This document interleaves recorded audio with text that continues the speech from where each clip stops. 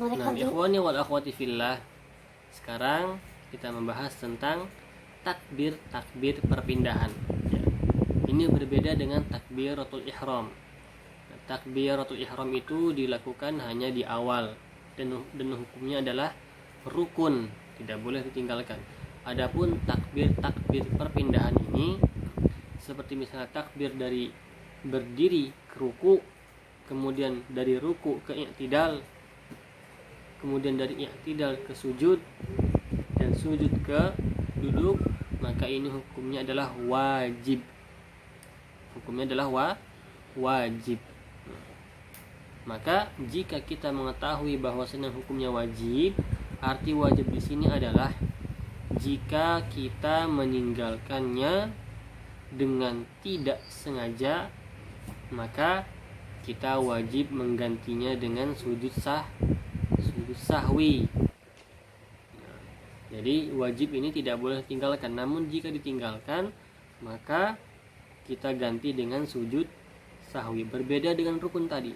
Kalau rukun, ketika kita meninggalkannya tidak sah sholatnya dan harus mengulangi sholat dari awal lagi. Adapun wajib hanya perlu digantikan dengan sujud sahwi. Karena Rasulullah SAW bertakbir ketika sholat, ketika setiap kali berpindah posisi sholatnya, dan memerintahkan untuk bertakbir serta senantiasa melakukannya. Sebagaimana yang Rasulullah SAW sabdakan, "Shollu kama ra'aitumuni usolli." Sholatlah seperti kalian semua melihat aku sholat. Jadi Rasulullah mengatakan kepada para sahabat, ya, sholatlah sebagaimana kalian melihatku sholat. Nah, yang afdol ketika kita takbir pindah, takbir intiqal dalam bahasa Arabnya, ya, yang afdol adalah memulai takbir bersamaan dengan awal mulai pindah. Jadi misalnya kita ruku seperti ini, kita mau naik ke atas, jadi Allahu Akbar, itu paling afdol, menyamakan antara ucapan dan amalan. Adapun jika melaksanakan amalan dulu, misalnya mengangkat dulu kemudian takbir, maka itu boleh, tidak masalah. Nah, kemudian ruku. Kita masuk ke dalam ruku sekarang. Ruku hukumnya adalah rukun sholat berdasarkan kesepakatan para ulama dan al-fuqaha. Jika seseorang meninggalkannya, sengaja atau tidak sengaja, maka batal sholatnya. Sebagaimana yang Rasulullah SAW perintahkan kepada orang yang masuk masjid pas pertama kali, pas awal tadi ini, maka Rasulullah memerintahkan dia, "Tsummarka hatta tatma'inna raki'a." Kemudian ruku'lah sampai engkau tenang dalam ruku engkau. Nah, kemudian dalam ruku, hal yang sunnah bagi yang ingin ruku adalah ketika takbir perpindahan dia mengangkat tangan, ya. Jadi takbir perpindahan itu kan hukumnya wajib, ya, mengucapkan Allahu Akbar itu adalah wajib. Namun mengangkat tangannya itu hukumnya adalah sunnah. Boleh kita tinggalkan. Nah, boleh kita tinggalkan. Namun Rasulullah SAW sering melakukannya sebagaimana yang disabdakan oleh hadis Ibnu Umar. Yani Nabi SAW mengangkat kedua tangannya ketika mengawali sholat pada takbiratul ihram, kemudian ketika ruku, kemudian ketika mengangkat kepalanya dari ruku. Ya, lihat ini tempat-tempat Rasulullah SAW mengangkat tangannya. Nah, kemudian Rasulullah pun mengangkat tangannya ketika berdiri dari tasyahud awal, memulai rakaat ketiga, dia pun mengangkat tangan untuk takbir. Nah, kemudian untuk ruku Tata caranya adalah ukuran minimal dari gerakan ruku adalah ketika seseorang merunduk sehingga tangannya sampai menyentuh kedua lututnya, dan belakangnya itu ya punggungnya itu harus rata seperti ini, tidak boleh bengkok seperti ini, harus lurus. Sampai-sampai ada hadis yang menyebutkan bahwasanya ketika Rasulullah ruku dan sahabat melihat saking lurusnya, kata sahabat, kalaupun bejana disimpan di atas punggung Rasulullah ketika ruku, itu itu akan seimbang, tidak akan jatuh. Nah, jadi ruku itu harus lurus dan kepalanya harus sejajar dengan badannya. Tidak boleh kepala diangkat ke atas, tidak boleh seperti ini dan ke atas ketika ruku, atau terlalu menunduk seperti ini. Maka dia harus sejajar dengan badannya ketika dia ruku, dan pandangan kemana? Ke tempat sujud. Kemudian posisi tangan ketika ruku adalah dengan menggenggam lutut, tidak menggenggam paha atau menggenggam betis, tidak, tapi menggenggam lutut. Dan caranya yang pertama adalah dengan menggenggam biasa kedua lututnya, ya, seperti ini. Dia menggenggam dan merenggangkan jari jemarinya. Rasulullah SAW ketika ruku dia memegang lututnya dan merenggangkan jari jemarinya seperti ini. Dan ketika dia ruku, ya, tangannya tidak lurus, tapi membengkokkan sedikit seperti busur panah. Itu tata cara yang Rasulullah SAW contohkan. Jadi tidak terlalu lurus, tapi merenggangkan sedikit seperti busur panah, dan tangannya itu dan jari jemarinya direnggangkan juga ketika dia memegang lututnya, sebagaimana yang disabdakan oleh Rasulullah dalam hadis Wa'il bin Hujrin, bahwasanya Rasulullah SAW ketika ruku beliau merenggangkan jemarinya, dan ketika sujud beliau mengumpulkan jari jemarinya, yang nanti kita akan bahas di pembahasan sujud. Nah, kemudian ketika ruku apa yang kita baca? Yang kita baca adalah bacaan mengagungkan Allah Subhanahu wa taala. Di antara bacaannya adalah Subhana Rabbiyal Azim.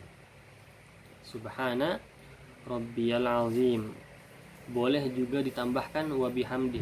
Subhana Rabbiyal Azimi wa bihamdi.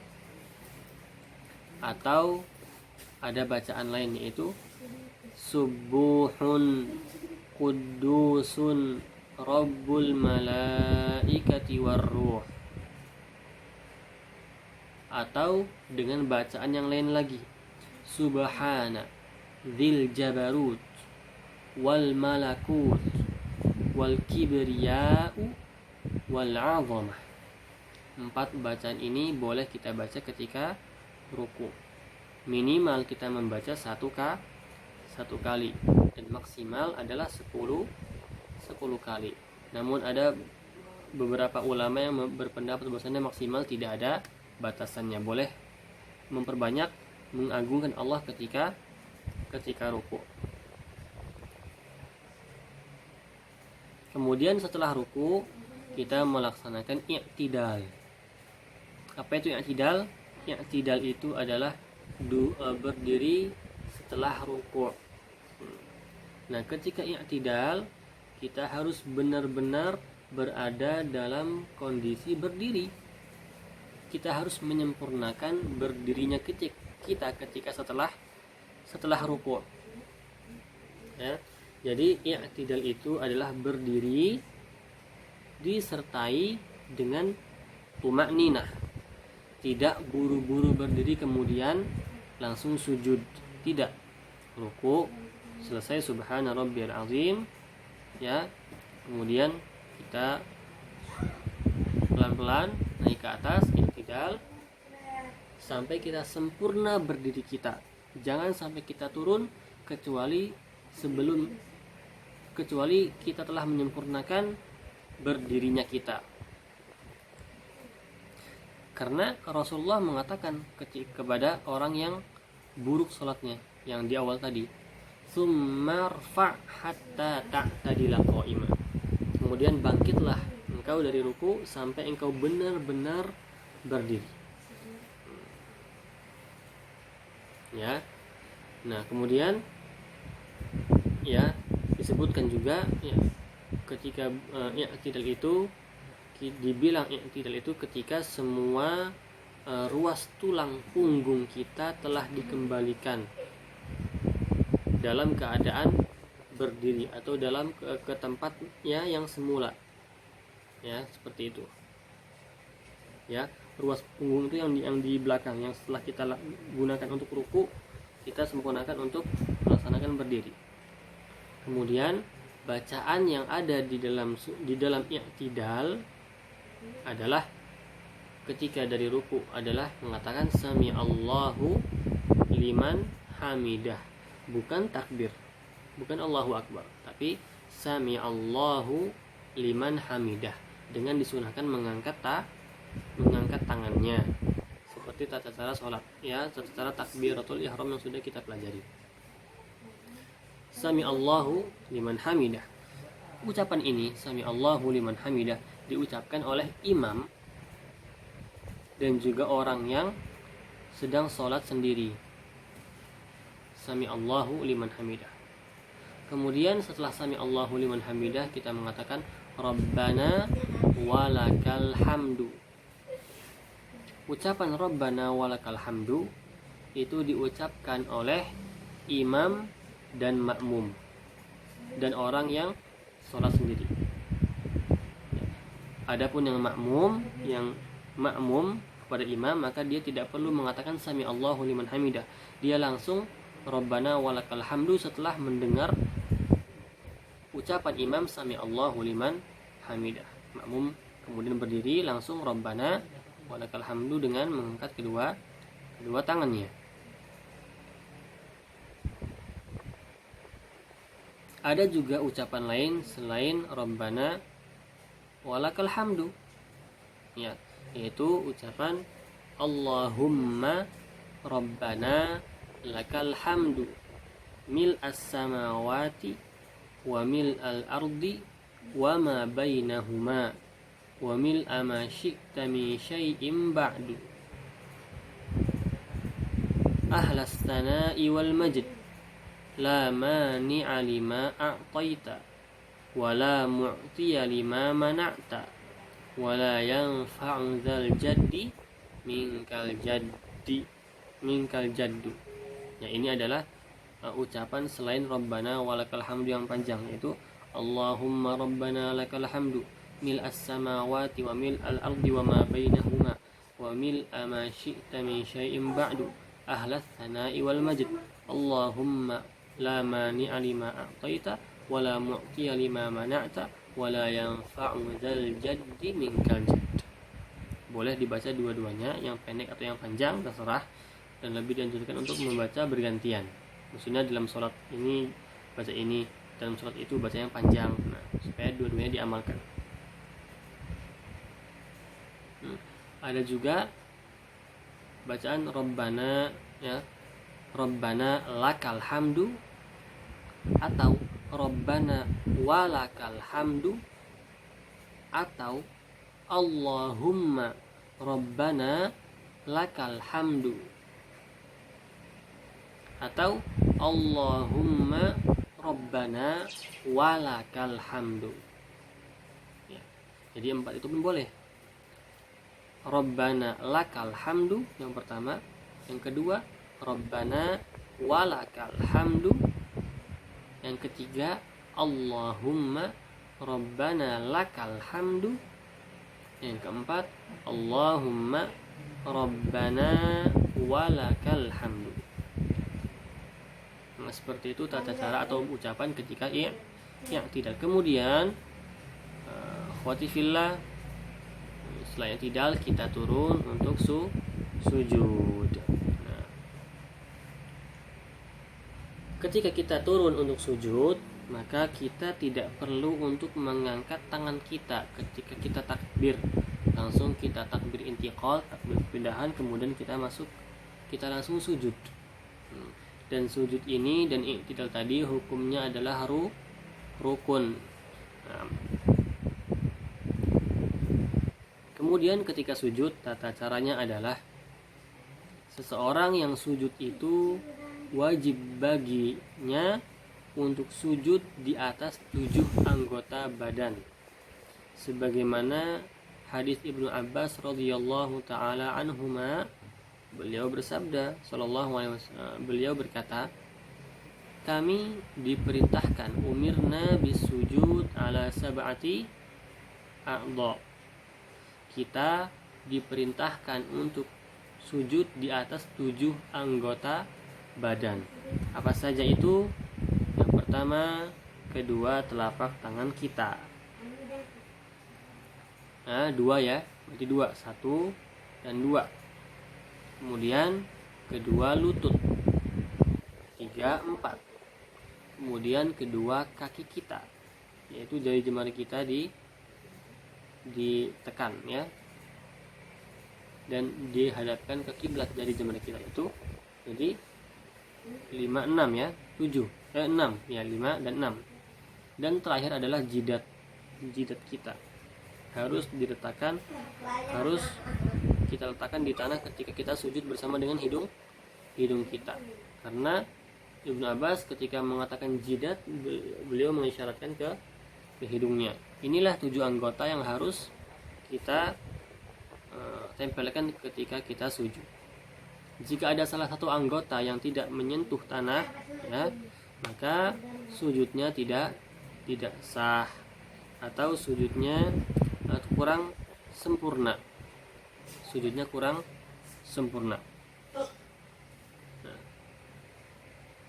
Dan juga dimakruhkan bagi orang yang sujud itu menutupi 7 anggota badan tadi dengan sesuatu benda yang menempel di badan kita. Misalnya jidat kita tutupi dengan misalnya kolan suah dengan peci, ditutupi seperti ini, kemudian kita sujud di atas tanah dengan jidat yang ditutupi oleh peci, itu makruh. Namun untuk lutut maka itu wajib, karena lutut itu adalah salah satu aurat yang harus kita tutup ketika sholat. Dan juga diperhatikan ketika sujud di jabhah, di jidat, maka hidung pun harus menempel. Tidak hanya jidat saja seperti ini, jadi harus tidak seperti ini. Dengan harus nempel seperti itu. Dua-duanya harus nempel ke tanah. Itulah yang dicontohkan oleh Rasulullah Shallallahu Alaihi Wasallam. Kemudian jari jemari kaki kita itu semuanya harus dihadapkan ke arah kiblat. Tidak ada jari jemari seperti ini, harus semuanya menengkuk ke arah kiblat sana ya. Jari jemari harus ditengkuk ke depan dan semuanya harus dihadapkan ke kiblat. Kemudian ada pun tangan kita ketika sujud, maka yang dianjurkan ketika sujud adalah merapatkan jari jemari kita seperti takbiratul ihram. Tadi ketika ruku diregangkan kan ketika memegang lutut. Namun ketika kita sujud, kita dianjurkan untuk merapatkan tangan kita dan kita meletakkan tangan kita sejajar dengan bahu kita atau sejajar dengan daun telinga kita. Dan juga ketika kita sujud, kita merenggangkan kedua sayap kita, kedua ketiak kita, sebagaimana yang disabdakan oleh Rasulullah SAW ketika sujud, beliau merenggangkan tangannya sehingga nampak keputihan, sehingga nampak putih ketiaknya. Jadi ini betul-betul dibuka ya, untuk para laki-laki dan ketika sedang sholat sendirian. Adapun ketika sholat berjamaah, maka kita tidak perlu seperti ini. Itu nanti akan menyusahkan teman-teman kita yang di sebelah. boleh kita seperti ini ya, dengan kita berusaha untuk merenggangkan ketika sholat berjamaah. Adapun sholat sendiri maka kita harus berusaha untuk merenggangkannya. Untuk para wanita maka tidak perlu terlalu merenggangkannya, maka boleh dia merapatkan tangannya, tidak seperti laki-laki. Wallahu taala alam bissawab.